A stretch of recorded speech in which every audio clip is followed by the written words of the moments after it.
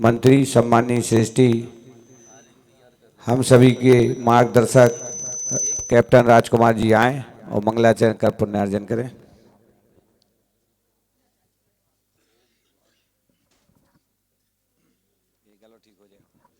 आप दवाई बता दिए तो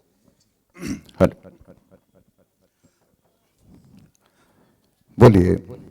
परम पूज्य आचार्य श्री विनम्र सागर जी महामुनिराज की, आचार्य संघ की,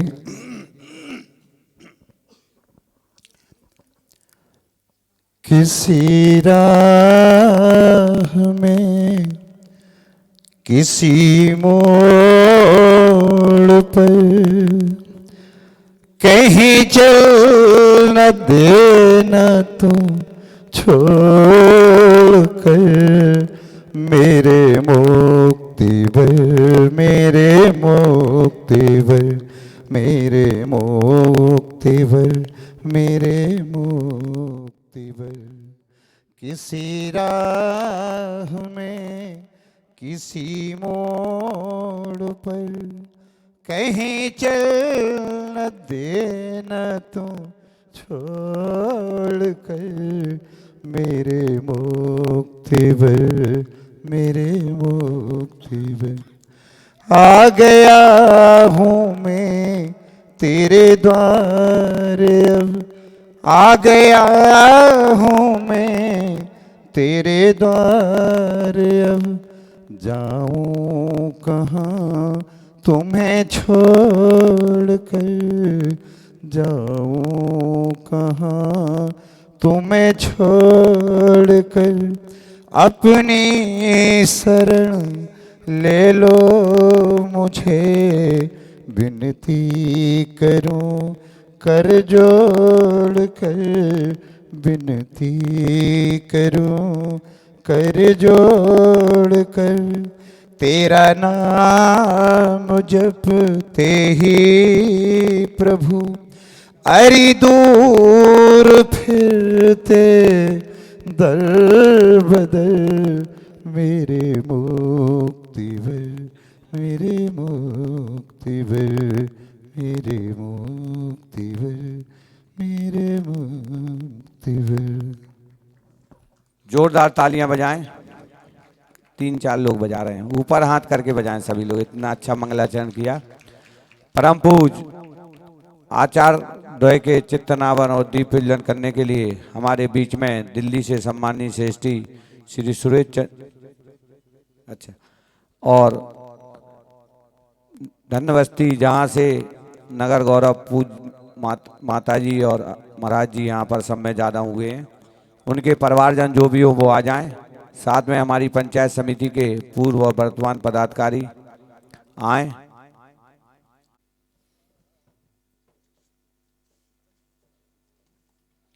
परम पूज आचार्य भगवान विद्यासागर महामुनिराज की, परम पूज गणाचार्य विराग सागर जी महामुनिराज की, परम पूज बात्सल मूर्ति आचार्य श्री विनम्र सागर जी महाराज की जय हो। आचार्य संघ की जय हो।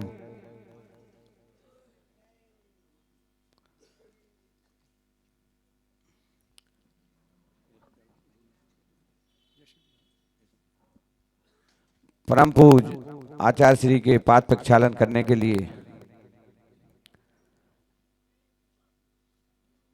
हमारे धनबस्ती में उपस्थित परम पूज मुनि महाराज और आचार्य और माताजी के गृहस्थ जीवन के परिवारजन, साथ में पंचायत समिति के पदाधिकारी पूर्व और वर्तमान आए और परम पूज आचार्य श्री के पाद प्रक्षालन का पुण्यार्जन करें।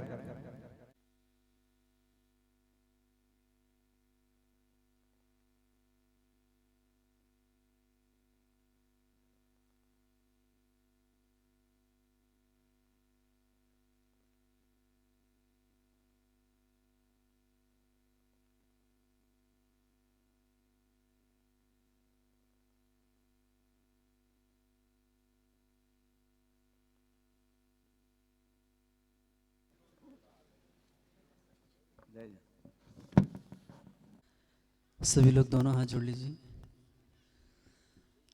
नमो नमो हरिहन्ताणं नमो नमो सिद्धाणं नमो नमो आयर्याणं नमो नमो उपजायाणं नमो लोये सवसाहुणं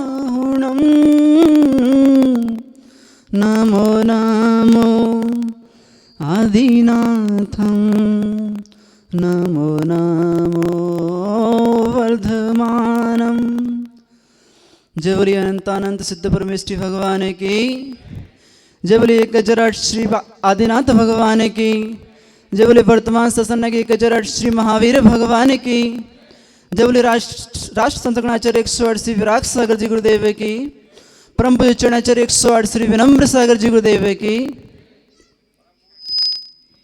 हेलो, परम पूज्य मुनि श्री विनोद सागर जी महाराज की जय हो। जहाँ जगमगाता सूर्य अपना प्रकाश बिखेर रहा हो, वहाँ यदि कोई जुगनू अपना प्रकाश फैलाने का प्रयत्न करे तो वह निश्चित ही हास्य का पात्र हुआ करता है। पूज्य गुरुदेव से जो भी कुछ रह करके उनके चरणों में सीखा, उसमें से 2 शब्द बताने का प्रयत्न करूंगा। यदि अच्छे लगें तो पूज्य गुरुदेव के समझना, और यदि खराब लगें तो उन्हें मेरे समझना। बंधु, आचार्य भगवान कहते हैं, को हम को मम धर्म किम प्राप्ति किम निमित्त का।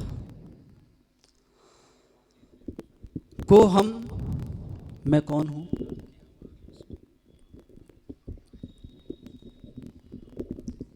को हम, मैं कौन हूं, को मम धर्मम, मेरा धर्म क्या है, किम प्राप्ति, मुझे क्या प्राप्त करना है, किम निमित्त का, और उस प्राप्त जो मुझे प्राप्त करना है उसके लिए निमित्त क्या है। तो को हम में सबसे पहला प्रश्न है कि मैं कौन हूं, मैं हूं कौन, मेरी उत्पत्ति कहां से हुई। मैं जीव द्रव्य, कौन हूं मैं, जीव हूं, लेकिन मेरी उत्पत्ति कहां से हुई, कहां से मैं आया। मैं अनादि काल से संसार में भटक रहा हूं, लेकिन जीव निकला कहां से, जीव की उत्पत्ति आखिर हुई कहां से।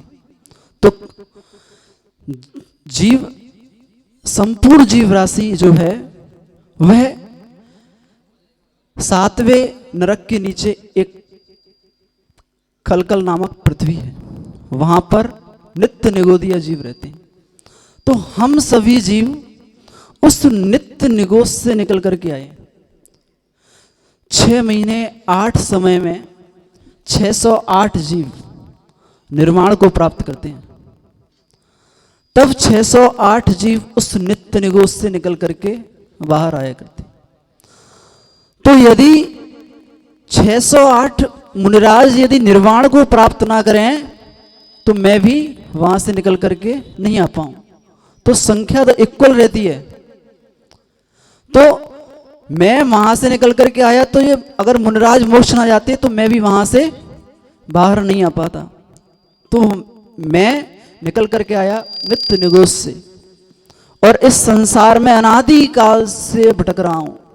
किसके वशीभूत, मोह के वशीभूत होकर के। मोह महामद पियो अनादि, भूल आपको भरमति बात। तो मोह के वशीभूत होकर के मैं अनादि काल से भटक रहा हूं। तो मोह रूपी मिथ्यात्व को नष्ट सबसे पहले करना होगा, तब हमें हमारे धर्म की प्राप्ति होगी।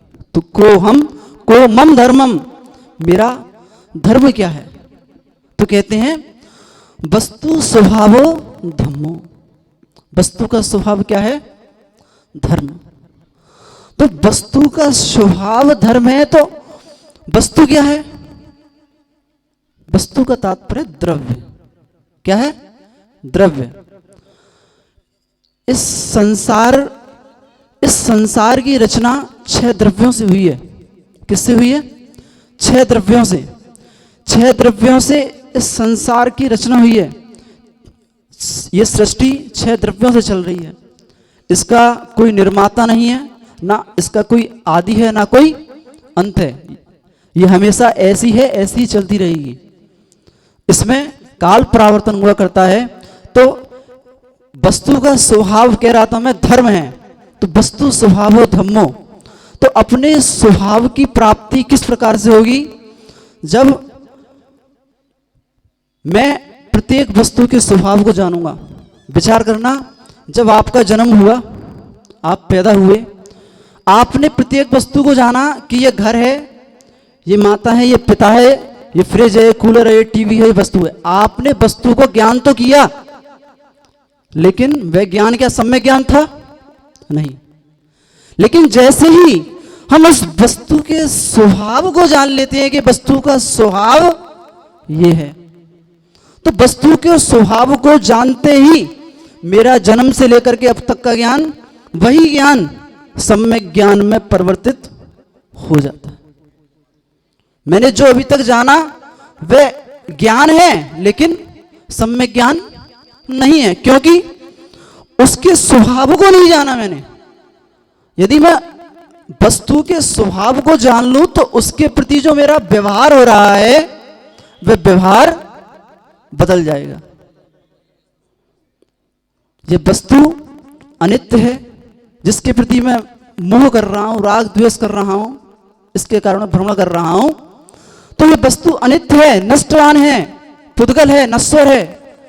तो जब मैं वस्तु के स्वभाव को जान लूंगा तो मेरे अंदर उसके प्रति जो भाव है राग द्वेष का, वह नष्ट हो जाएगा। तो वास्तविकता वस्तु के स्वभाव को जान करके उस वस्तु के प्रति मेरा कैसा व्यवहार होना चाहिए, शुभ अशुभ, ये मेरे लिए हितकारी है या अहितकारी है, इस बात को जानना। तो वस्तु के स्वभाव को समझकर उसके प्रति व्यवहार करना, ये कहलाता है धर्म। क्या कहलाता है? धर्म। तो वस्तु के स्वभाव को समझाने वाला कौन होता है? वो होते हैं गुरु। गुरु के बिना कभी वस्तु का स्वभाव समझ में नहीं आता। तो इसलिए कहा भी है कि एक घड़ी आधी घड़ी, आधी से भी आध, जो साधु संगत करे कटे कोटि अपराध। तो गुरुओं की संगति से करोड़ों जन्मों के जो अपराध है वो कट जाते हैं। कैसे संभव है? संभव है क्योंकि गुरु वह करते हैं जो कोई नहीं कर सकता। गुरु मेरी बुद्धि को परिवर्तित किया करते हैं। अपनी अमृतमयी वाणी से वे मेरी जो मोह रूपी बुद्धि है, मिथ्यात्व रूपी बुद्धि है, उसको सम्यकमयी बना देते हैं, उसको सम्यक्त में परिणमन कर देते हैं। तो वे होते हैं गुरु। तो गुरु के बिना कभी भी संसार से पार हुआ नहीं जा सकता। कभी भी वस्तु के स्वभाव को नहीं समझ सकते। तो वस्तु के स्वभाव को समझना है तो गुरु चरणों में आना ही पड़ेगा। तब गुरु के चरणों में आए बिना कभी भी संसार से फिर नहीं सकते। तो वस्तु के स्वभाव को समझे बिना हमारी सारी क्रिया कैसी है? अधर्ममयी है। अधर्ममयी है सारी क्रिया, चाहे वह कुछ भी हो। चाहे आप अभिषेक करो, चाहे पूजन करो, चाहे साधु को दान दो, लेकिन जब तक आपने वस्तु के स्वभाव को नहीं समझा तब तक आपकी सारी क्रिया कैसी हैं? अधर्ममयी। आप भगवान की पूजन कर रहे हो, अभिषेक कर रहे हो, फिर भी अधर्म है। हाँ, फिर भी अधर्म है। क्यों अधर्म है? क्योंकि वस्तु के स्वभाव, आपने धर्म की क्रियाएं तो की, लेकिन वो कैसे की आपने? आपके अंदर आकांक्षाएं बैठी हुई हैं। आपके अंदर धर्म की क्रियाएं तो कर रहे हैं, लेकिन आपकी कसाएं क्रोध, मान, माया, लोभ ज्यों की त्यों बैठी हुई है। विषयों की आकांक्षा बैठी हुई है, इंद्रिय विषयों में आसक्ति बैठी हुई है। तो धर्म कहाँ है? ये अभिषेक पूजन ये तो मात्र धर्म की क्रिया है, लेकिन धर्म नहीं है।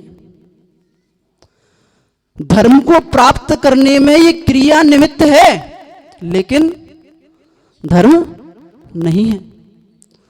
तो मुझे अपनी कसायों को मंद करना है। हम यहां तो अभिषेक कर रहे हैं, पूजन कर रहे हैं, लेकिन घर पे जाकर के वही लड़ाई झगड़े, इंद्रिय विषय भोग, वही लिप्तता, वही आसक्ति। तो कसाय कहां मंद हुई आपकी? तो आपके अंदर धर्म कहां आया? तो धर्म तो अपने स्वभाव को प्राप्त करना था, और ये सारी क्रियाएं अपने स्वभाव को प्राप्त करने के लिए की जा रही थी। तो ये तो हम कर ही नहीं पाए। तो हमारा धर्म सिर्फ शुभ योग हो गया। क्या हो गया? शुभ योग। और शुभ योग तो मिथ्या दृष्टि के भी हो जाता है। मिथ्या दृष्टि के भी शुभ योग हुआ करता है। वो भी अभिषेक कर रहा है, पूजन कर रहा है, साधुओं को दान दे रहा है, लेकिन आत्म स्वभाव को नहीं समझ पा रहा है। वस्तु के प्रति मेरा कैसा व्यवहार होना चाहिए, उस बात को नहीं समझ पा रहा है। तो उसके द्वारा जो क्रिया की जा रही है वह सब क्या है? शुभ योग। और सम्यक दृष्टि के जो होता है वह शुभोपयोग होता है। सम्यक दृष्टि के द्वारा कोई भी क्रिया की जा रही है वह शुभोपयोग में आएगी, क्योंकि सम्यक दृष्टि कभी भी आकांक्षाएं पूर्वक क्रिया नहीं करता। किसी भी अभिषेक कर रहा है, पूजन कर रहा है, विधान कर रहा है, उसके बदले में आकांक्षा नहीं है। आकांक्षा है तो किसकी? भगवान मुझे आप जैसे गुण प्राप्त हो, आपके अंदर अनंत गुण हैं, आपका स्वभाव है वह मुझे प्राप्त हो। वह संसार की आकांक्षाएं नहीं करता। जो संसार की आकांक्षा करता है उसका शुभ योग बनता है, शुभोपयोग नहीं होता। तो मिथ्या दृष्टि के शुभ योग होता है और सम्यक दृष्टि के शुभोपयोग होता है, और मुनियों के शुद्धोपयोग होता है। तो शुभोपयोग के बाद ही शुद्धोपयोग बनता है। तो जब मेरे जीवन में 99% शुभोपयोग होगा, तब जाकर के कहीं 1% शुद्धोपयोग होगा, है ना। तो वर्तमान में मुनियों के लिए भी शुभोपयोग कहा है कि तुम शुभोपयोग में लगे रहो।